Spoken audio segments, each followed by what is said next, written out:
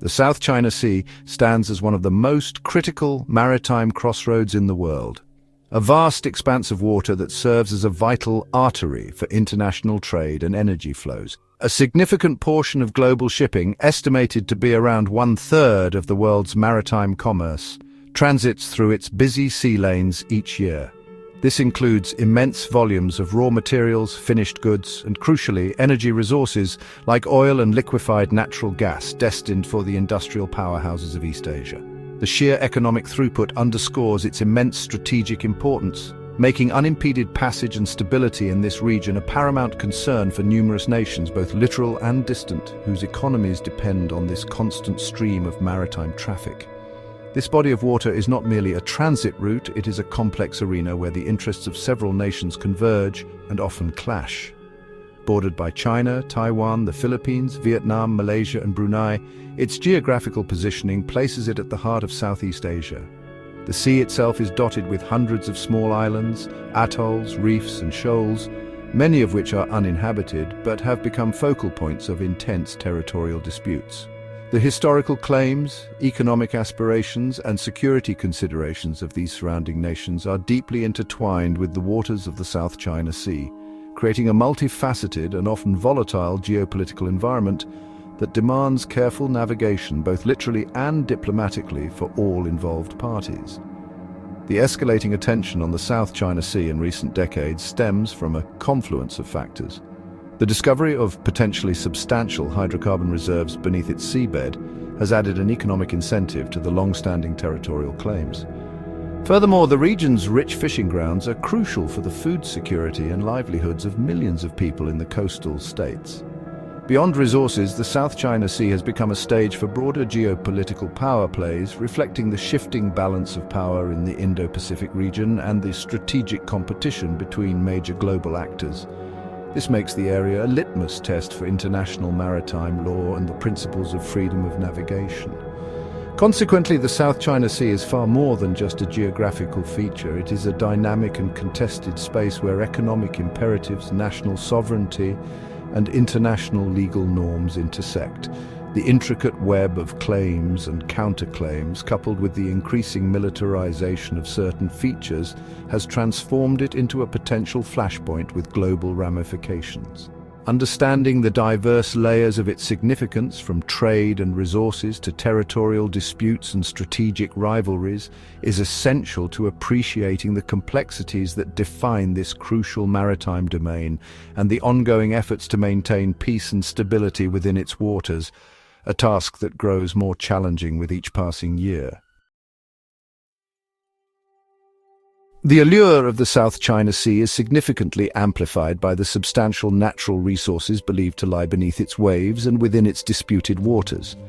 Geological surveys and estimates suggest the presence of considerable mineral and petroleum reserves. According to bodies like the Lowy Institute, the region could hold up to 11 billion barrels of oil and an impressive 190 trillion cubic feet of natural gas. These figures, while subject to further exploration and confirmation, represent a significant energy bounty that is highly coveted by the rapidly growing economies of the surrounding nations, many of which are heavily reliant on imported energy. The prospect of tapping into these reserves fuels intense competition and underpins many of the territorial assertions made by claimant states. Beyond fossil fuels, the South China Sea is renowned for its incredibly rich marine biodiversity and its status as one of the world's most productive fishing grounds. It is estimated to account for approximately 10% of the global fish catch, providing a critical source of protein and income for millions of people across Southeast Asia. The fisheries are not just economically important, they are intrinsically linked to the food security and cultural heritage of coastal communities.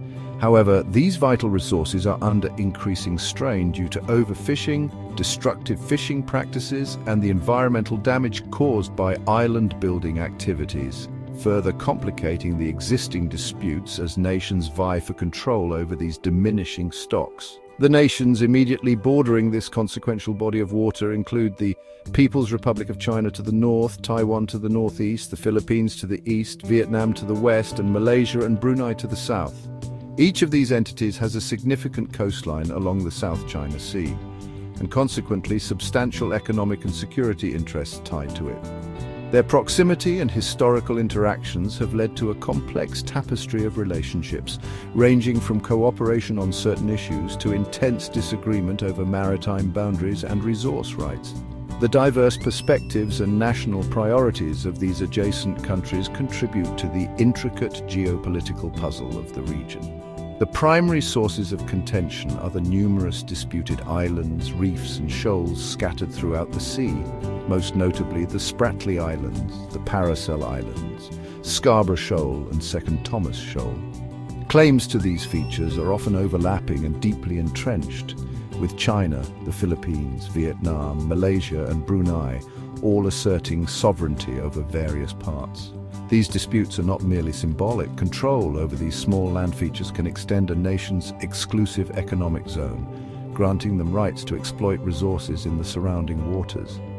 This has led to a persistent state of tension, punctuated by diplomatic protests and occasional confrontations between maritime forces of the claimant states.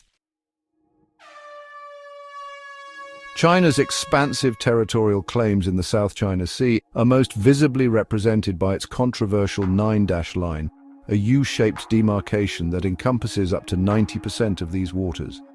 This line, first appearing on Chinese maps in the 1940s and updated to a 10-line in September 2023, lays claim to vast areas, including waters that fall well within the internationally recognized exclusive economic zones of several Southeast Asian nations. This has been a major point of contention, directly challenging the maritime entitlements of its neighbors. In 2016, an international arbitral tribunal at The Hague ruled decisively against the legal basis of China's historical claims within the 9-line, a ruling Beijing has refused to accept or acknowledge, further deepening regional anxieties. In pursuit of bolstering its claims, China has engaged in extensive and unprecedented island building and militarization activities, particularly in the Spratly archipelago. It has transformed submerged reefs and low-tide elevations into substantial artificial islands, creating over 3,200 acres of new land. These man-made islands are not benign outposts. They have been equipped with military-grade infrastructure, including runways capable of accommodating fighter jets and bombers, deep water ports for naval vessels, radar towers and missile systems. This physical alteration of the seascape has significantly changed the strategic calculus in the region, giving China a more potent forward presence and power projection capability far from its mainland shores. This growing assertiveness has manifested in a notable increase in maritime incidents, particularly since the third quarter of 2023. Chinese Coast Guard and maritime militia vessels have been frequently accused of aggressive tactics, including deliberately ramming or colliding with other nations' vessels, using powerful water cannons against Filipino supply missions, and employing military-grade lasers to harass foreign aircraft and ships.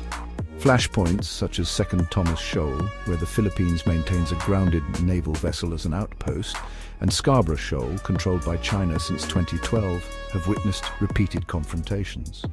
For instance, Chinese vessels have consistently obstructed Philippine resupply efforts to the BRP Sierra Madre at Second Thomas Shoal.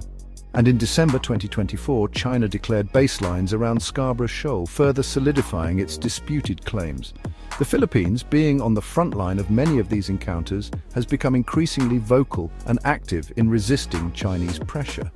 In response to incidents like the unfurling of a Chinese flag on Sandy Cay and Chinese personnel landing on unoccupied features, Manila has sought to bolster its maritime security capabilities and international partnerships. The Philippine government passed new maritime laws in November 2024, which were promptly condemned by Beijing. As recently as May 29, 2025, the Philippine Foreign Ministry reasserted that China has no right to interfere with its lawful activities within its own exclusive economic zone, and explicitly rejected Beijing's sovereignty claims over the Spratly Islands, underscoring the persistent diplomatic and operational friction in the region. The United States maintains a significant and long-standing military presence in the Indo-Pacific, which plays a crucial role in the strategic dynamics of the South China Sea. Key U.S. bases are located in Japan, such as the Yokosuka Naval Base, which hosts the 7th Fleet, and in South Korea. Further afield, Guam serves as a strategic hub, and the US has rotational deployments of Marines and aircraft in Darwin, Australia. More directly relevant to the South China Sea disputes, the Enhanced Defense Cooperation Agreement with the Philippines grants US forces access to 9 strategic sites across the archipelago, including new locations in northern Luzon, geographically proximate to Taiwan and the Luzon Strait, a critical choke point. To assert international maritime law and challenge what it views as excessive maritime claims, particularly those made by China, the US Navy regularly conducts freedom of navigation operations.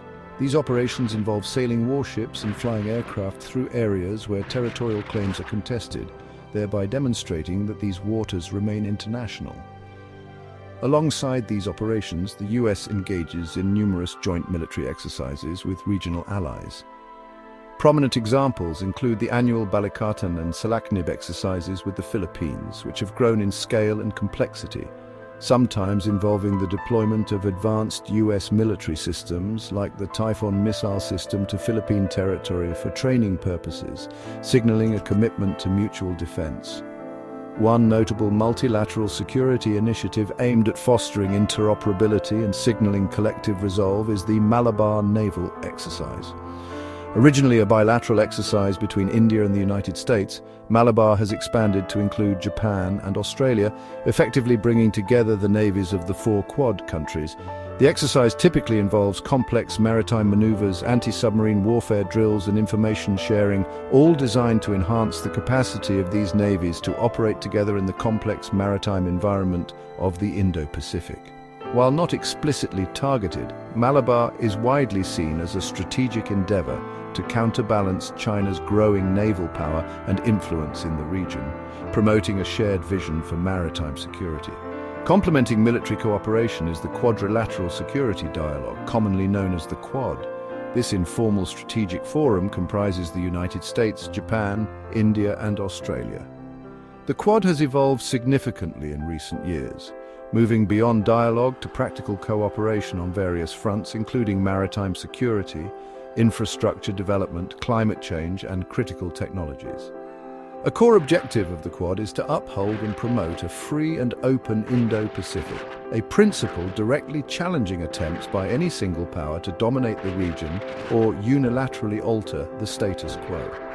By coordinating policies and initiatives, the Quad members aim to provide a counterweight to China's assertiveness and contribute to a more balanced and stable regional order in the South China Sea and beyond.